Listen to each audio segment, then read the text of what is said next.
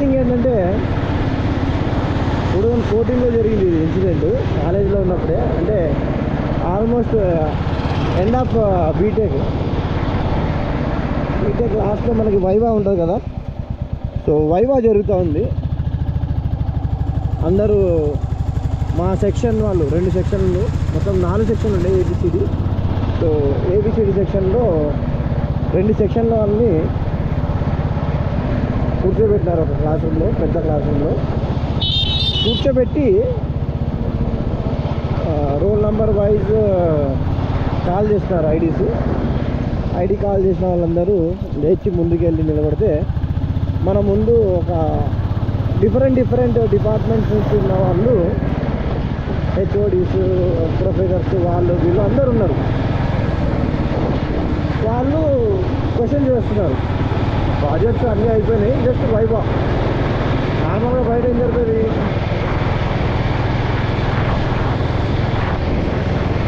ప్రాజెక్ట్కి related questions అవి అడిగేసి దే ఆర్ గుడ్, ఏదో ఒక సర్టన్ గ్రేడ్ ఇచ్చేసి కంప్లీట్ చేస్తారు. బట్ వాళ్ళు ఆ రోజు చేసిన ఇదేంటంటే, నాతోనే కాదు అందరినీ కూడా డే 1 నుంచి ఫస్ట్ మెంబర్ నుంచి వాళ్ళు చేస్తుంది ఒకటే క్లియర్ అజెండా. ప్రొఫెసర్స్, హెచ్ఓడిస్ వీళ్ళంతా ఏం చేస్తున్నారంటే, నువ్వు వెళ్ళి ఆడ నిలబడిన వెంటనే నువ్వు ఏదో నీ ప్రాజెక్ట్ రిలేటెడ్కి అవి ఇవి అడుగుతారని ప్రిపేర్ అయి వచ్చింటావు కదా, వాళ్ళు అడగరు.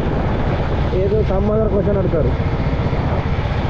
అర్థమైందా? నీకు రామాయణం తెలుసా, లేకపోతే నీకు భారతం తెలుసా, నీకు భగవద్గీత తెలుసా, లేకపోతే ఖురాన్ తెలుసా, ఏదో క్వశ్చన్ అడుగుతారు. అక్కడి నుంచి ఇంకేదో తర్వాత సబ్జెక్ట్లో తీసుకొస్తారు. నువ్వు ఎంత సరే సబ్జెక్ట్ క్వశ్చన్స్లో నువ్వు చెప్పినా కానీ, ఆన్సర్ చేసినా కానీ, కరెక్ట్ ఆన్సర్ చెప్పినా కానీ వాళ్ళు క్రాస్ క్వశ్చన్ చేసుకుంటారు అందులో. అంటే ఎట్లా అంటే, ఇది లైక్ లిటరల్లీ ఇది లాస్ట్ డే ఇక్కడ మేము రోస్ట్ చేస్తాము, నీ బతుకంతా మేము వేసే గ్రేడ్లో ఉంది అనే అహంకారం కనిపిస్తూ ఉంటుంది. సో ఇర్రెస్పెక్టివ్ నువ్వు ఆ బ్రాంచ్లో టాపరా, నువ్వు కాలేజీకి టాపరా, లేకపోతే యావరేజ్ స్టూడెంటా, ఎవరిది అన్నెసరీ. వాళ్ళ క్లియర్ అజెండా ఏంటంటే, ఎవరైనా కానీ మన అన్న క్వశ్చన్లతో మేము తొక్కేయాలి వాళ్ళని. ఎవరన్నా నేను టాపర్ అనేసి, ఇప్పుడు నా ముందు ఒక టాపర్ అమ్మాయి ఉండేది నా ఐడి కన్నా ముందు. ఆ అమ్మాయి ఏం చేసిందంటే, పాపం వాళ్ళు అడిగిన క్వశ్చన్స్కి ఆన్సర్ చేసింది. సబ్జెక్ట్ వైజ్గా అడిగారు, అన్ని క్వశ్చన్స్ ఆన్సర్ చేసింది. మేబీ వాళ్ళ ఈగో ఆట ఏమో తెలియదు కానీ, మరి they started roasting her. Like questions ఎట్లున్నాయంటే, సమ్ రీసెర్చ్ లెవెల్ క్వశ్చన్స్ అట్లా పిచ్చిగా అడిగేసి, ఇంకా ఆ అమ్మాయి భరోసా ఏంటి, ఇంజనీరింగ్ 4 ఏళ్ళు ఉంటే 4 ఏళ్ళలో మా బ్రాంచ్లో నేనే టాపర్, ఇంకా నన్ను మించిన వాళ్ళు ఎవరు లేరు కదా అనేసి ఆ అమ్మాయి కాన్ఫిడెన్స్. కానీ ఆ కాన్ఫిడెన్స్ మొత్తం 10 నిమిషాల్లో మొత్తం జీరో తీసుకొచ్చి బయటకు వచ్చి ఏడ్చేది ఒకటే తక్కువ. అమ్మాయి ఏడ్చింది కూడా, నేను చూసా, ఏడ్చింది కూడా. ఇక అవన్నీ చూసాక నేను ఎవడెళ్ళా కానీ అట్లా చేస్తారు. అబ్బాయి ఎవరిని చూస్తలేరు, వాళ్ళ అజెండా క్లియర్గానే ఉంది. అయితే నేను ముందే చెప్పున్నా, నాతో పాటు మా బాబాయ్ కొడుకు కూడా ఆడే ఉండే, షరీఫ్, మా బద్దుగాడు, మిగతా వాళ్ళందరూ, మా కృష్ణ, వీళ్ళంతా గ్యాంగ్ అందరూ ఉండే, నా గాడు వీళ్ళంతా. అయితే క్లియర్గా చెప్పిన, అరే బాబు, నువ్వు ఆడకి వెళ్ళి ఎంత ఆన్సర్ చెప్పినా కానీ ఆ ఆన్సర్లు కూడా వీళ్ళు క్వశ్చన్ అడుగుతురు, మళ్ళీ క్వశ్చన్లు రైజ్ చేస్తురు. వాళ్ళు ఈగో సాటిస్ఫై అవ్వాలి ఫస్ట్, లేకపోతే ఎవరిని కూడా వదలట్లేదు. నాకు అంత ఓపిక లేదు. వాళ్ళు ఏం అడిగినా కానీ, ఏబిసిడీలు అడిగినా కానీ నేను నాకు తెలియదనే చెప్తా అడిగి వెళ్ళి అనేసి చెప్పిన. వైవాలో ఫైనల్ ఇయర్ వైవాలో ఇదంతా జరుగుతుంది. వాళ్ళు ఏం అడిగినా నేను చెప్పేది ఒకటే, నాకు తెలియదు, ఐ డోంట్ నో, ఇదే నా ఆన్సర్ అనేసి మా వాళ్ళు చెప్పేసి వెళ్ళిన. అయితే అప్పుడే ఇంకా నా ఐడియా వచ్చింది. మా వాళ్ళు వెయిట్ చేస్తారు, వీడు ఏం చేయబోతున్నాడు అనేసి, చెప్పింది చేస్తాడా లేకపోతే వాళ్ళ క్వశ్చన్లకు ఆన్సర్ చేస్తాడా అనేసి. వెళ్ళినా నేను ప్రాజెక్ట్ చేసిన గైడ్ కూడా అక్కడే ఉన్నారు, మా డిపార్ట్మెంట్ ఆయన కూడా అక్కడే ఉన్నారు. ఫస్ట్ ఆయనే క్వశ్చన్ అడిగిండు, నాకు తెలీదు అన్న. మా బ్రాంచ్ హెచ్ఓడి ఒక ఆయన ఉండే, ఆయన క్వశ్చన్ అడిగిండు, నాకు తెలియదు, ఐ డోంట్ నో అన్న. ఐ డోంట్ నో అంటే ఓహో వీడికి అసలు రాదేమో అన్నట్టు ఇంకా బేసిక్ క్వశ్చన్ అడిగింది. అయితే ఆ క్వశ్చన్ కూడా నేను ఐ డోంట్ నోనే అన్నా. వాళ్ళకి అర్థమైంది, ఓహో వీళ్ళు మనం ఆడుకుంటే వీడు రివర్స్లో వస్తుంది మనకు అనేసి నేను 4వ క్వశ్చన్ అడగకుండా స్ట్రైట్ ఫార్వర్డ్ క్వశ్చన్ ఒకటి అడిగింది. ఏంది, ఎందుకు వచ్చినావు నువ్వు కాలేజీకి అనేది అడిగింది.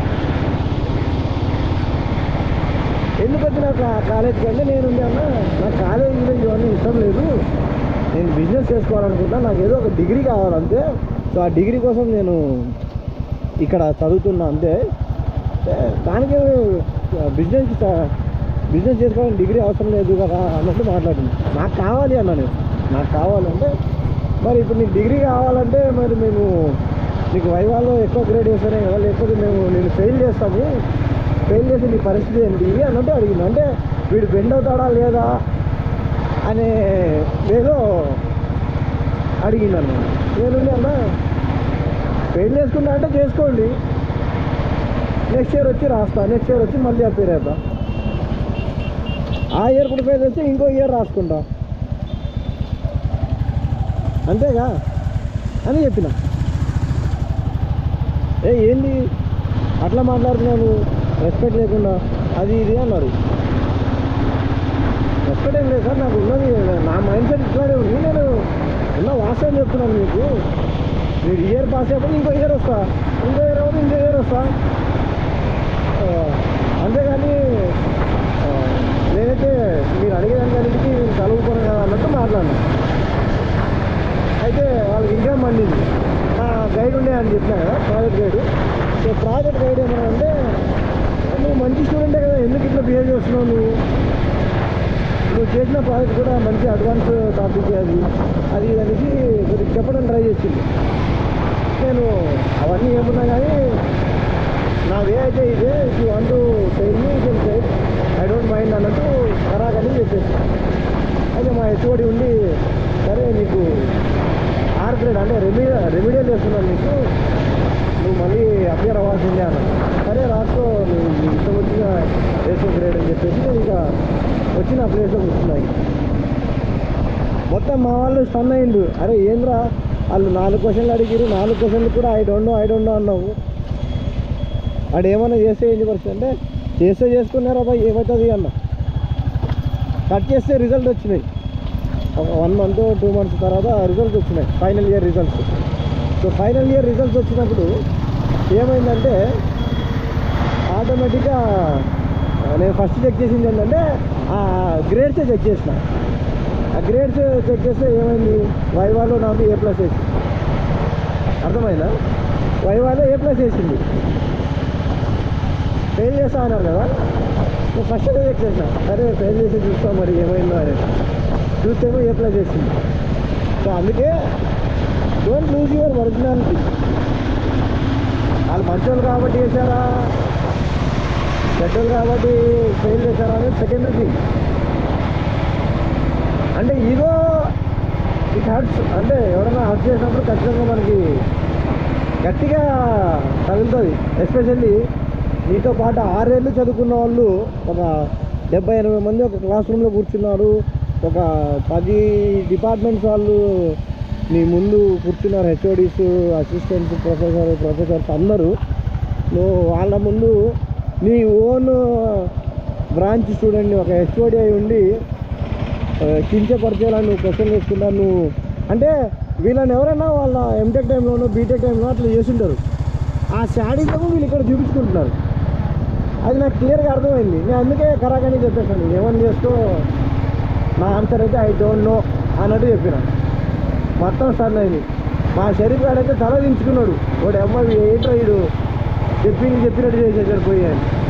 3 క్వశ్చన్లు అడిగారు, 3 సార్లు ఐ డోంట్ నో అన్న. అంటే కరెక్టా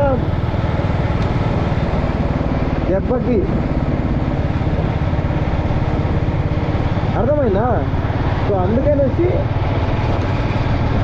లైఫ్లో కొన్నిసార్లు you have to go with your gut feeling. అలా గట్ ఫీలింగ్ వెళ్ళినప్పుడే యూ కెన్ అచీవ్ సంథింగ్.